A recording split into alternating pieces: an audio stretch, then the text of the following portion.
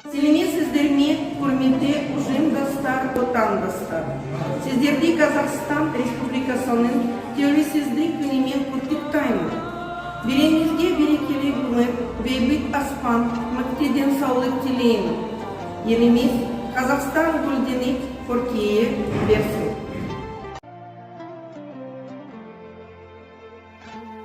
Еркіндігім, қасиетім, қастерлім, озын барда өзегімде жоқ шермун.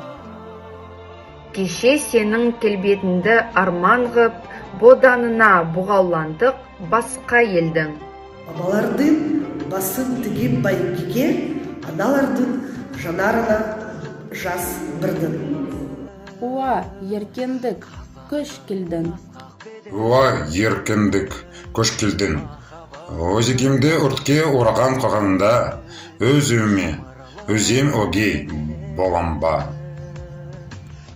Алшан басып жүре алмаса алты алаш, азаттығым қадірінде жоқ онда. Саған жету қиын болса қаншалық, сақтап тұрып қиынырақ одан ба. Алла берген азаттықтың әр сырты, аманат қой маған, саған, оған да.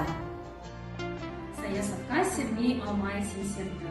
Езгі күнге тері қылдым еңсенді. Желтоқсанда жалым атып, жастығым құрсау болған темір қылған сенсенді. Есте даңқы қыршындардың қалды ма, 86 ерлігім бе ең соңғы. Уа, еркіндік, құның немен өлшенді. Уа, еркіндік, құның немен өлшенді. Сені көксем, боздақтарым өлсе өлді. Сенсің менің ең ғажайып өлеңім, ең шуақты, ең шырайлы, ең шерлі. Әр қананды сүйіншілеп тұрайын, Құдай берген ғұмырымда өлшеулі.